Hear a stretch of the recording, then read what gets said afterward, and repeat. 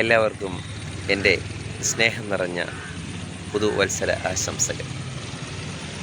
അപ്പോൾ ഇന്നത്തെ പ്രഭാതത്തിൽ പുതുവത്സരത്തിൽ 2026 നമ്മൾ തുടങ്ങുന്നത് ഒരു ക്ഷേത്രക്കുളത്തിൽ നിന്നാണ്.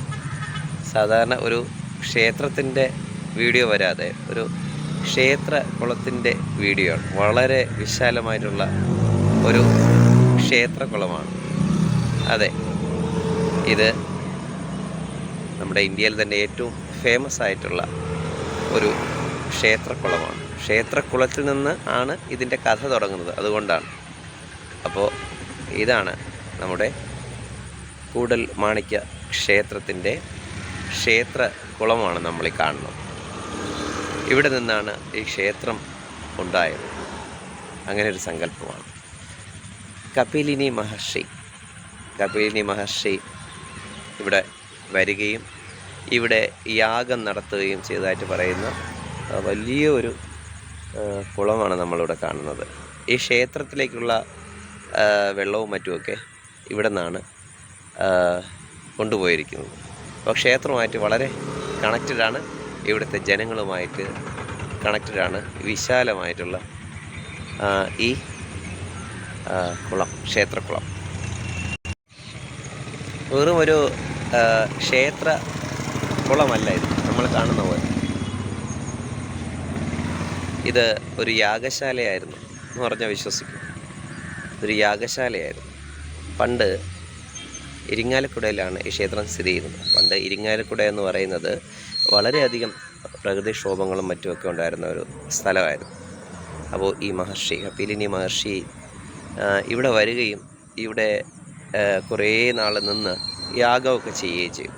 ഈ യാഗം ചെയ്ത യാഗശാല ഇതിനുള്ളിൽ തന്നെ നമുക്ക് കാണാമെന്നാണ് പറയുന്നത്. ഈ കുളത്തിൻ്റെ നടുക്ക് തന്നെയാണ്, ഇവിടെ തന്നെയാണ് ഇതിൻ്റെ യാഗശാലകൾ നടത്തിയിരുന്നത്. അങ്ങനെ യാഗത്തിൻ്റെ ഫലമായിട്ട് ഇവിടെയുള്ള പ്രകൃതി ക്ഷോഭം ഒഴിഞ്ഞു പോയി എന്നാണ് സങ്കല്പം. അതിനുശേഷമാണ് നമുക്ക് ഈ ക്ഷേത്രം ഉണ്ടാകുന്നത്. ചേരമാൻ പെരുമാളിൻ്റെ കാലഘട്ടമാണ്. ഏകദേശം നമ്മൾ പറയുന്ന പോലെയല്ല, ഈ ക്ഷേത്രത്തിന് ആയിരക്കണക്കിന് വർഷം പിന്നിലേക്കുള്ള ചരിത്രമുണ്ട്. ഏകദേശം 1000 വർഷങ്ങളാണ്.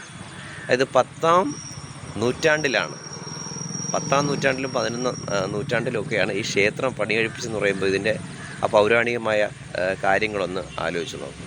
ക്ഷേത്രക്കുളത്തിൽ നിന്നാണ് ഇങ്ങനെ കഥ തുടങ്ങുന്നത്. വളരെയധികം നമുക്ക് കഥകൾ ഇറങ്ങുന്ന, ഐതിഹ്യങ്ങൾ ഇറങ്ങുന്ന ഒരു വളരെ പ്രത്യേകതയുള്ള ക്ഷേത്രമാണ്. അങ്ങനെ 11ാം നൂറ്റാണ്ടിൽ പണികഴിപ്പിച്ച ഈ ഭരത ക്ഷേത്രത്തിലേക്ക് നമുക്ക് പോവാം.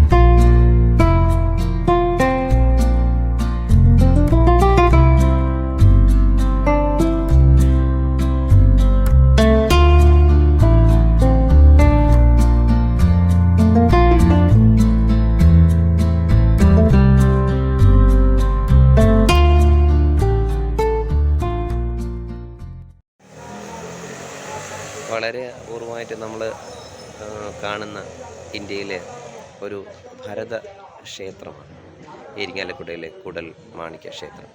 കൂടൽ മാണിക്യ ക്ഷേത്രത്തിൻ്റെ കഥ തന്നെ മാണിക്യം ഈ വിഗ്രഹത്തിലേക്ക് വന്ന് ലയിച്ചു അല്ലെങ്കിൽ കൂടി എന്നുള്ള ഒരു കഥയെ ആസ്പദമാക്കിയാണ് ഇതിനെ കൂടൽ മാണിക്യ ക്ഷേത്രം എന്ന് പറയുന്നത്.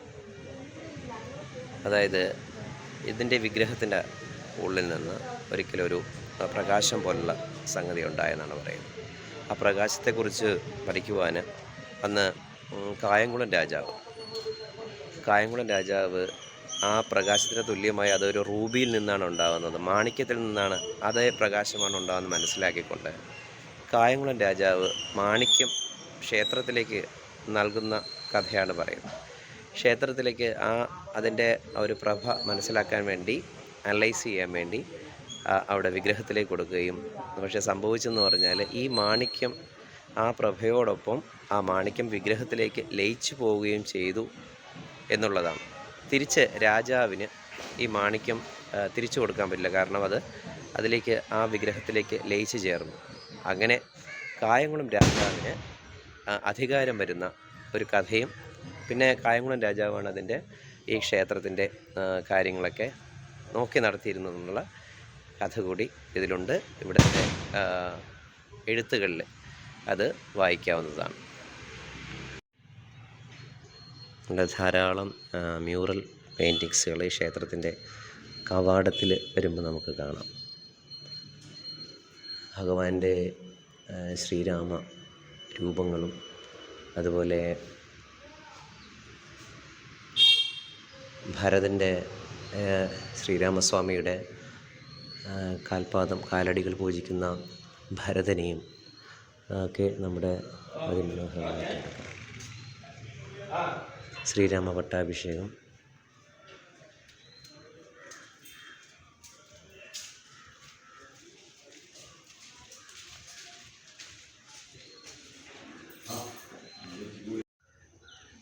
ഉപദേവതകൾ പ്രതിഷ്ഠിച്ചില്ലാത്ത ഒരു അപൂർവ ക്ഷേത്രമാണ് ഇവിടെ ക്ഷേത്രത്തിൽ ഉപദേവതകളൊന്നും തന്നെയില്ല.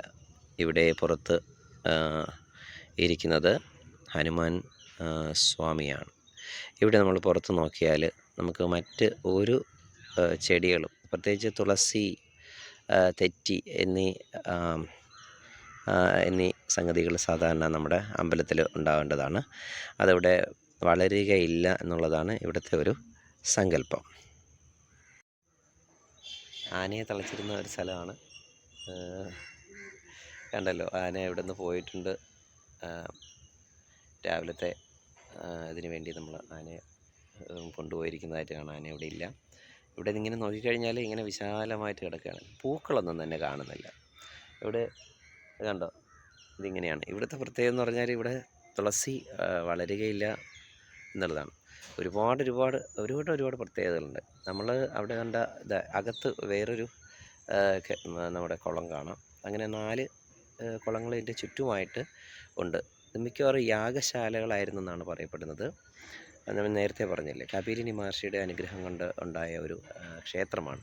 10-ാം നൂറ്റാണ്ടിലാണ് ഇതിൻ്റെ സങ്കല്പമായിട്ട് ഈ ക്ഷേത്രം ഉണ്ടായിരിക്കുന്നത്. നമ്മളിപ്പോൾ നോക്കിക്കഴിഞ്ഞാൽ നമ്മൾ വൈക്കം മഹാദേവ ക്ഷേത്രം, അതുപോലെ തന്നെ ആറന്മുള പാർത്ഥസാരഥി ക്ഷേത്രം, ഇങ്ങനെയൊക്കെയുള്ള ആ ഒരു മോഡലിലാണ് ഇതിൽ ഉണ്ടാക്കിയിരിക്കുന്നത്. ശരിക്കും പറഞ്ഞാൽ ഇതിൻ്റെ താതാത്മ്യം നമ്മൾ പറയുന്നത് ആറന്മുള പാർത്ഥസാരഥി ക്ഷേത്രമാണ്. കാരണം അതിനെ സങ്കല്പവും അതിൻ്റെ പ്രതിഷ്ഠാ രീതികളൊക്കെ നമുക്ക് നോക്കുമ്പോഴത്തേക്ക് നമുക്ക് കാണുന്ന ആറന്മുളയാണ്. പക്ഷേ ഭരതനെയാണ് സങ്കല്പിച്ച് വച്ചിരിക്കുന്നത്. നമ്മൾ അകത്തേക്ക് കയറി നോക്കിയാൽ ആറന്മുള പാർത്ഥസാരഥിയെ പോലെയുള്ള വലിയ വിഗ്രഹമാണ് നമ്മൾ കാണുന്നത്. ഇതിനുള്ളിൽ വളരെ വിശാലമായിട്ടുള്ള ക്ഷേത്രമാണ്. അപൂർവ ക്ഷേത്രം എന്ന് പറയാം. ഇതിൻ്റെ കൂത്തമ്പലം ഇതിൻ്റെ പുറകിലായിട്ട് കാണാം. അതിൻ്റെ കഥയെന്ന് പറയുന്നത്, നമ്മുടെ ഈ കൂത്തമ്പലം വരാൻ കാര്യം ഉണ്ണായി വാര്യർ, നമ്മൾ കേട്ടിട്ടുള്ള നളചരിതം എഴുതിയ ഉണ്ണായി വാര്യരുടെ സ്ഥലം കൂടിയാണ്. ഒരുപാട് കഥകൾ ഇറങ്ങുന്ന സ്ഥലമാണ്. അപ്പോൾ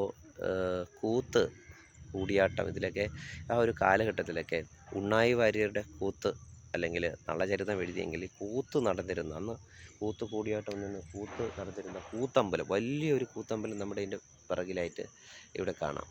അത് നമ്മുടെ ഈ ഇരിങ്ങാലക്കുടയുടെ തന്നെ വലിയ അനുഗ്രഹമാണെന്ന് തോന്നുന്നു. നമ്മൾ ഇത്രയും വലിയ അമ്പലം നമ്മൾ പുറത്തുനിന്ന് വന്നാൽ നമുക്ക് ഫീൽ ചെയ്യത്തില്ല. പക്ഷേ ഇതിനകത്തേക്ക് കയറിയാൽ ഇത്രയും വിശാലമായിട്ടുള്ള ഒരു ക്ഷേത്രം, അതായത് ചേരമാൻ പെരുമാളുടെ കാലത്താണ് ഇത് നിർമ്മിച്ചത്. അപ്പോൾ ചേരന്മാരുടെ ഒരു സ്റ്റൈൽ ഓഫ് ഇതാണ്. നമുക്ക് വടക്കുംനാഥ ക്ഷേത്രത്തിൽ നോക്കിയാലും ഇതേ നമ്മൾ ഈ കാണുന്ന തരത്തിലുള്ള അതേ സങ്കല്പത്തിലാണ് ഇതിൻ്റെ മച്ചും ഇതുപോലെ വലിയ തൂണുകളും മറ്റും കാണുന്നത്. വടക്കുംനാഥ ക്ഷേത്രത്തിലും ആറന്മുള ക്ഷേത്രം, ഇങ്ങനെയുള്ള വലിയ ക്ഷേത്രങ്ങളിലൊക്കെ ഇതുപോലെ കാണാം. മിക്കവാറും ഇത് വെള്ളം ധാരാളമായിട്ടുള്ള ഒരു പ്രത്യേക രീതിയിലാണ് ഉണ്ടാകും. വെള്ളം ധാരാളമായിട്ടുള്ള സ്ഥലങ്ങളിലും വെള്ളം കയറാൻ സാധ്യതയുള്ള സ്ഥലങ്ങളിലൊക്കെ ഇത്തരത്തിലുള്ള നിർമ്മിതികൾ നമുക്ക് കാണാവുന്നതാണ്.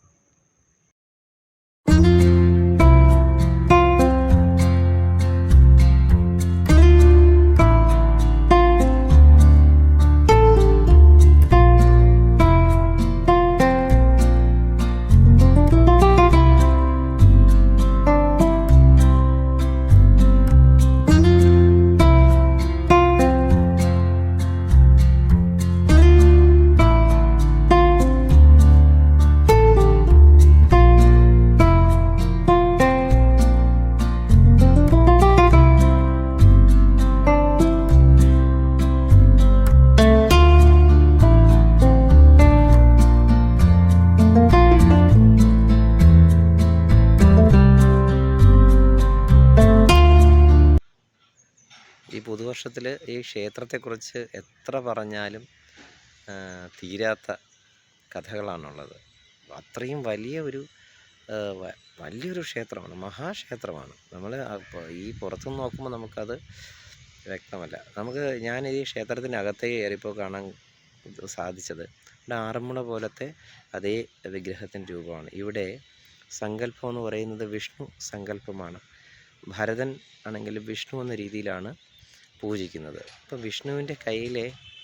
വിഷ്ണുവിൻ്റെ അനന്തൻ, അതായത് ഒരു വെളുത്ത പാമ്പാണ് അനന്തർ എന്ന് പറയുന്നത്.